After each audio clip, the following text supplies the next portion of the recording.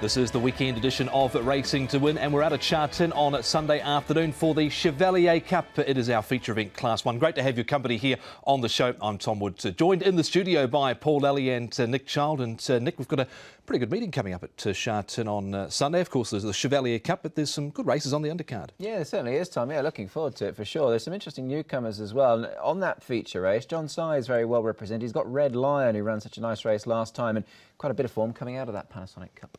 Yes, indeed. That was a good race a couple of weeks ago, the Panasonic Cup. There's a Class 2 on the programme, Paul, but what about the jackpots for the meeting also? No, there's no jackpots. All the money was won last week, but look, there's some really good even races, especially early in the card. There's a whole host of first starters as well.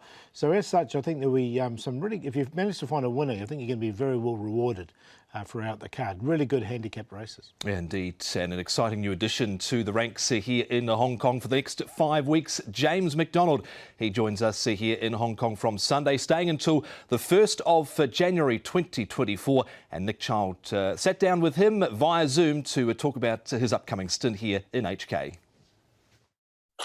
Yeah, looking forward to it, to be honest. It's going to be a really good trip. Obviously something a little bit different, and I was lucky enough by the club to, obviously we're coming up for the international series as well as the Jockeys Challenge, and yeah, the club and through Terry Bailey afforded me an opportunity to ride a little bit longer. So yeah, jumped at the opportunity. It'll be awesome to mix it with some of the best up there, and yeah, just stay a little bit longer and see how it is. James, have you ever, I mean, you're obviously going great over in Australia, whatever state you ride in. There are always plenty of winners, of course. Have you ever felt the pressure to come and base yourself in Hong Kong? I mean, there's obviously time yet, but there's always been plenty of talk about it. What's your take on it always?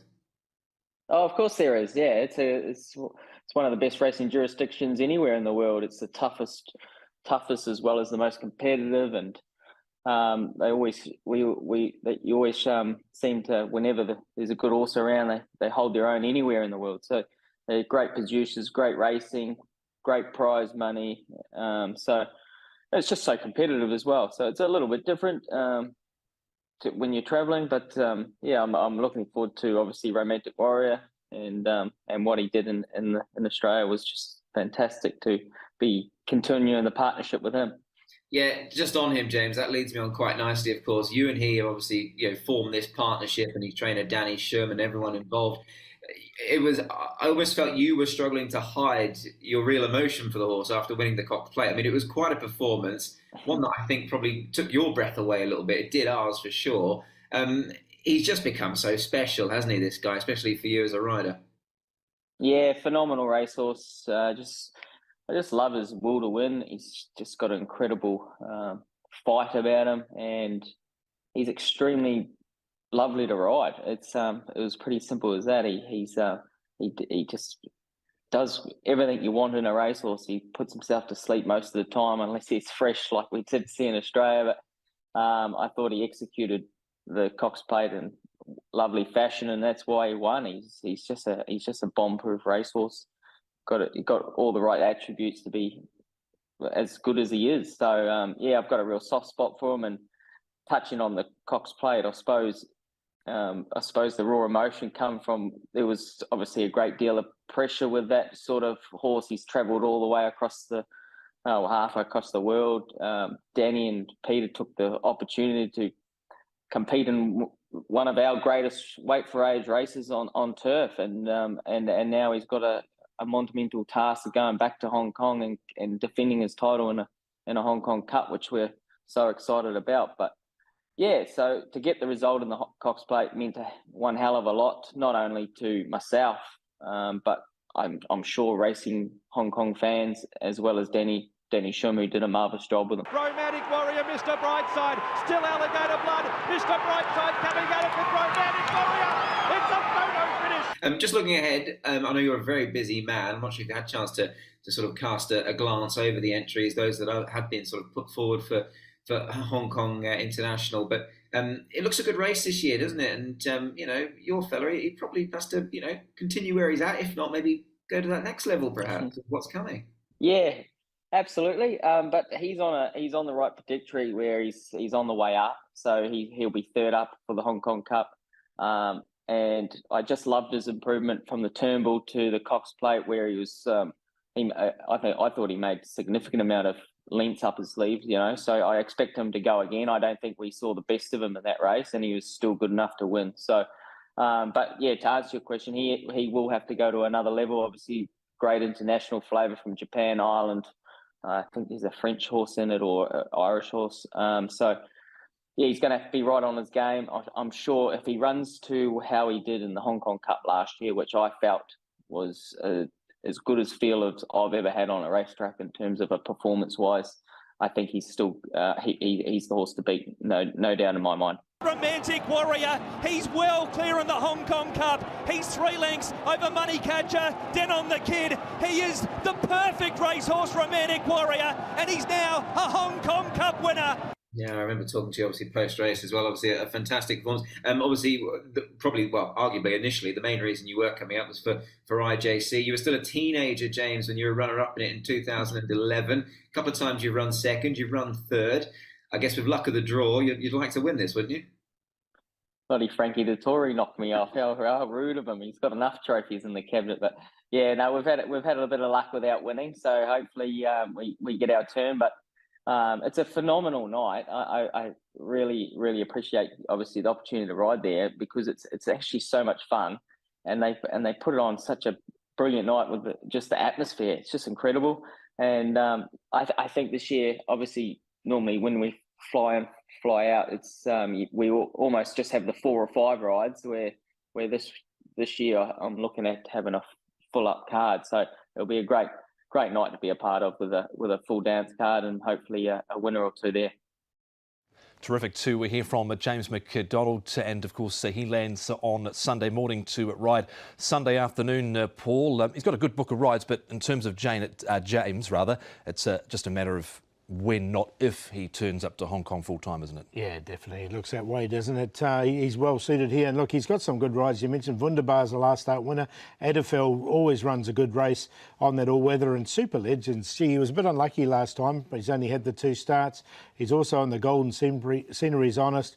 Romantic Charm, he knows that horse pretty well. He rode him down in Geelong, and Beauty Crescent was unlucky last start. He was indeed, yeah, and Romantic Charm actually ran quite a nice race actually down in Geelong, so he could be a definite chance. He's going to get a lot of support while he's here, isn't he, Nick? Oh, for sure. Look, I mean, he's world class. He's we can run out of superlatives, can't we, about James McDonald? He's very good, and it's going to be great to have him here, actually. Yep, indeed. And he, of course, will be riding right through until January 1, and of course he will be at International Day 2023. And of course, during the week we had the selected runners which were announced this week for the Turf World Championships of 2023.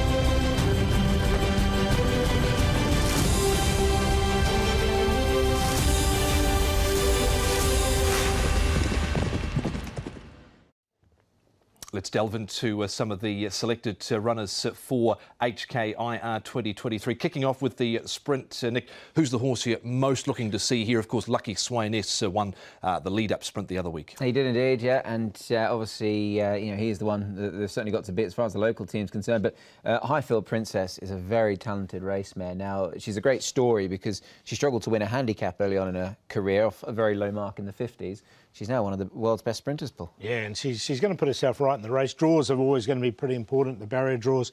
I'm looking forward to Mad Cool, the Japanese horse. He ran second in that Sprinters Stakes. I think he's going to get a nice run behind. One thing is Victor the winner will probably lead, but Jasper Crone is another out-and-out speedster as well. So there's going to be pace on. The mile, of course, with Golden 60, California Spangle representing Nick, the home team, but plenty of Japanese interest, some Singapore interest, Ireland and France represented as well. Yeah, it's a truly international race, this one, Tom, and obviously the local team, as we know, obviously headed by Golden 60, who's going to make his reappearance this season in this race. But look, Cairo for Aidan O'Brien was runner-up in a Guineas behind Paddington, that's strong form.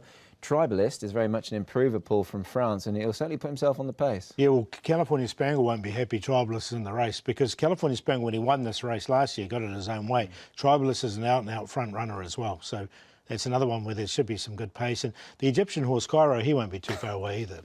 Yes, I see what you did there, Paul. Encountered trialled very well on Friday morning as well, so he's another one lining up in that race. Who do you think, Paul's probably going to be the strongest runner from Japan in the mile? In the mile, look, I didn't mind Soul Rush's last run. He gets back and he runs on really strongly. So I thought he could run pretty well, Soul Rush. So he's one of...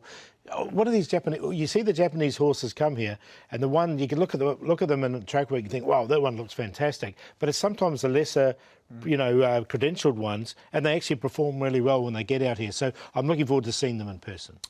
Let's have a look at the Cup, and of course Romantic Warrior will be trying to defend his crown there, but we've got some quality going around in this race. Nick out of Japan, France, and also Ireland with Luxembourg. He's a highly talented galloper, this guy. He certainly is, Tom, and look, he's got the rare feat or achievement of being a Group 1 winner at 2, 3 and 4. There aren't many horses that can do that, so he's very smart. Of course, won an Irish champion a couple of years ago, runner-up in it this year.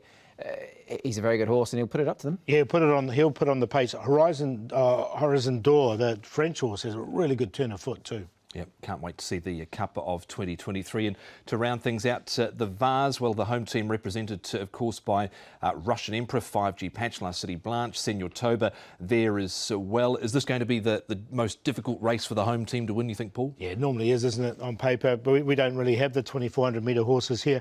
Looking at the pace of the race, doesn't look like to be too much here. Youngco can go forward and lead. And Warm Heart, the Irish horse, she's going to get a nice run just in behind. Yeah, and she receives plenty of weight as well. And look, let's not forget, Russian Emperor is top quality over this sort of trip. So if he turns up on his A game, he'll be right there. Indeed, and a lot of respect as well for West Wind Blows, who of course had a pretty good campaign down in Australia. So can't wait for the Turf World Championships coming up 14 days from Sunday out at Charlton. We'll take a break here on Racing to Win. On the other side, we're going to preview the main event on Sunday, and that is the Class 1 Chevalier Cup. Stay with us.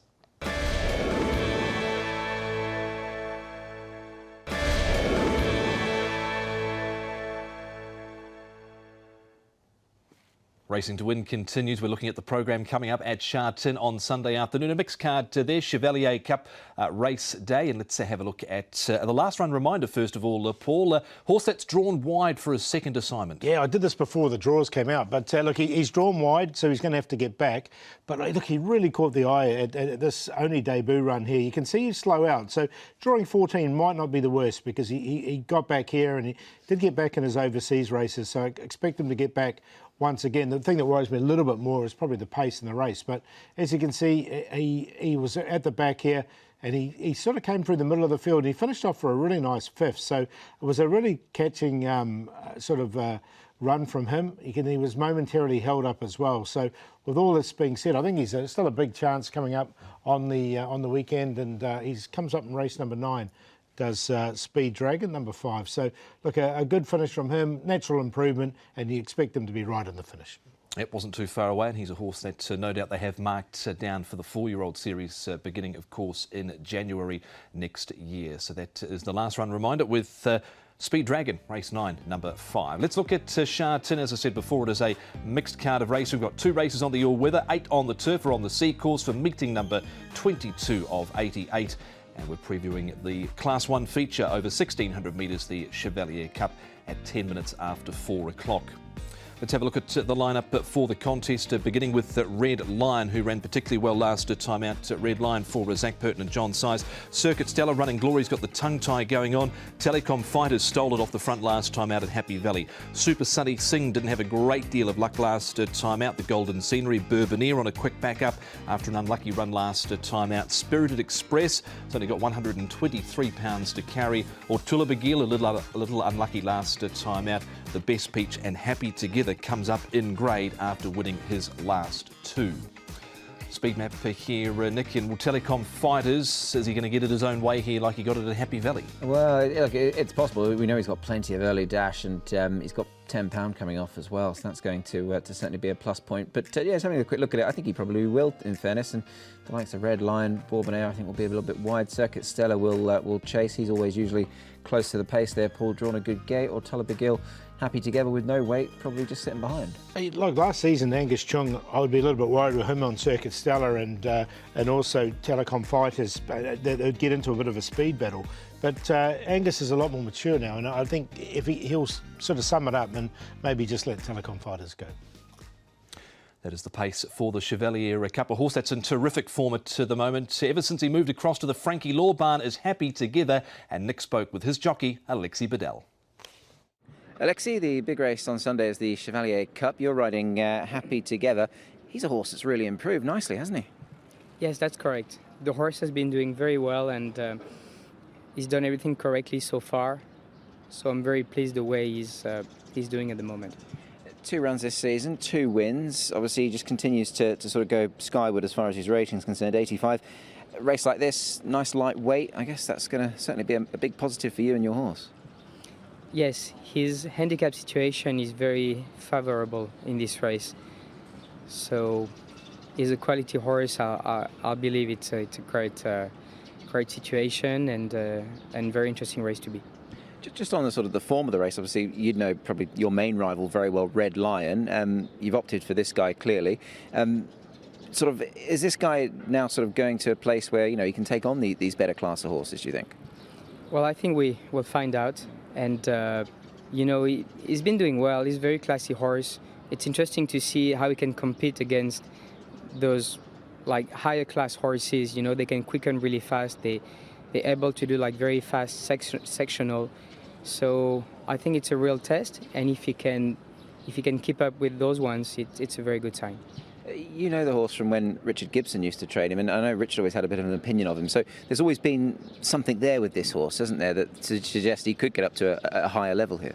Yes, I always believed that he was a quality horse, and I think he proved it already like a while ago. And it's just like the horse continued to improve, and he keeps doing what I thought he was capable of. He seemingly likes to get nicely covered up in his races. You've got gate too, so there'll be plenty of horses around you as well. Yeah, the horse is pretty simple. Like he's very versatile, very handy horse. So I don't see any issue. Hopefully, I'm in the right spot, and he can hit the line very strong. He's looking to stay unbeaten at the Son of Dragon Pulse. 2 from 2 so far this season is Happy Together. Let's move on to a few of the other key runners in the Chevalier Cup, and this, of course, is the Panasonic Cup over the 1,400 metres. Nick, the Golden Scenery missed the start there, but look, Ortula Bagil settles down towards the rear. Red Lion has a lovely run through. Circuit Stella here wasn't the quickest away and just had to be sort of pushed up, and then he got caught wide sort of momentarily as well. He did, yeah, and look, he loses all out on the track, doesn't he? He always runs his race, Circuit Stella, so you sort of expect a bit of the same this time in, and Angus Chung has won them in the past. The 2 I'd take out of it are Red Lion, who's obviously run second, and Ortula Bagil, who's run fourth, who probably didn't get the clearest of passages through. So, look, Red Lion, this was his first run of the season. He, I think, will strip fitter for it, and Ortula Bagil there, Paul, he's got a very light weight, and I think he's very attractively weighted for this. Yeah, I agree with you. I think they're the two to take out of the race. And Red Lion, we'd seen John Sizer's horses come on with the run as well. So he looks really well placed in this. And he looked really unlucky last time out too, didn't he, Nick Ortula Bagil? Oh, very much so. Look, I think he's got a cracking chance. Obviously squeezed for room, but ran on really strongly. Telecom Fighters, he just pinched this race, Paul, off the front, dictated, and they couldn't run past him. That's what he can do at Happy Valley, though, can't he? He can. He's never won at Sha-Tin from his 8 starts. He's been placed a couple of times, but he hasn't been able to win. Look, he can really sprint off the bend, this horse, and they went really slow sectionals, and you're right, he's basically stole the race. So I can't see him doing it in this one. No, very hard. Look, he's on a triple figure mark now, and obviously they've engaged Ellis Wong to claim 10, but he's much better at the Valley than here, but he can run well here. Yeah, certainly pinched it in that second section when they were well outside standard. Here we're looking at the race over 1,600 metres with Spirited Express. Also here as we see Super Sunny Singh on the outside. What do we make of Super Sunny Singh coming into this, Nick? Look, I think he's got a very good chance. Look, I thought maybe last time out when he ran 6th in Behind Encountered, he had a lot to do, and he did the best he could in the circumstances. He made up plenty of ground, but he couldn't make it up quick enough. But I think, judged on this sort of performance, he is most definitely a player. And not forgetting, Paul, he's unbeaten over course and distance, 2 from 2. Yeah, and the pace is going to be on this race with Telecom Fighters and Circuit Stellar in the race. So as such, I quite like him in this. I don't mind the Best Peach as well, because if this pace is on, he can be running on. Let's have a look at Vincent Ho. His last 3 meetings, Paul, since he's been back from suspension, he's riding at the top of his game. He is, isn't he? Look, he's perfect for him, getting it going, heading into HKIR, and the jockeys at Happy Valley as well. So, look, you can see the record for yourself. He's just going so well. He's had those 23 rides, and 10 times he's either first or second. Yeah, no, look, he's world class, Vincent. I mean, you know, we've said it time and time again. He's very good, and he continues to ride so. Take you back to the Sasa Ladies purse now, and here is Super Sunny Singh. Things went against him this time round, and Nick, probably slightly the pace of the race, and this was Matthew Chadwick stepping in for Vincent Ho, who was suspended. There was a few things that just weren't quite right in the end for Super Sunny Singh. Yeah, look, absolutely. Look, he's ended up turning widest of all there. And look, I think, look, if Matthew could probably have his time again, maybe he would have sat a bit closer, because he has had ground to make up on good horses. Let's not forget the horse there on his inside orange sleeves. That's Straight Aaron, who's come out and won a Group 3. You've got obviously good horses there ahead of him as well. So not easy to go and pick them type of horses up, Paul. Yeah, Champion Dragon has come out and won again as well. So the second and fourth horses have won. So yeah, back to 1600 looks good too. Yeah. Yep, and of course, Encountered entered for HKIR, trialled very well Friday morning. Selections, Paul, for the Chevalier Cup. Going to go with Super Sunny Singh. We've talked about him there. He's going very well, and at 1600 it's good. Red Lion second up. Talabagil was unlucky last time, and the Best Peach from the back. 5, 1, 9, 10. Yeah, numbers for me in race 7. Pretty keen here on number 9, Talabagil. Very unlucky last time out. I think he can go a few places better this time in. Red Line in for second. Comes through the same form line. Super Sunny Singh goes in, and Happy Together down at the bottom gets his chance in this. 9, 1, 5, 11.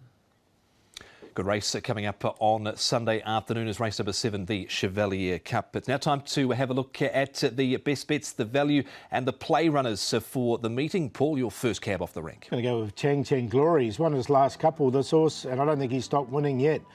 He gets to the front. There doesn't look like too much sort of pace in this race. There wasn't much pace in this one either, and you can see him just really sprinting nicely off the front. If he can get a sort of an easy way in front, which I think he probably can do, I can see him doing something similar. He's up in grade, but he was running away from them here at the end, so I thought it was a really, really nice win, and Athleticism's come out and won since out of that race, so it's a good form race. And long shot in the last, Wings of War has won a recent trial up at Chung Fa. He'll have his first start for the new stable.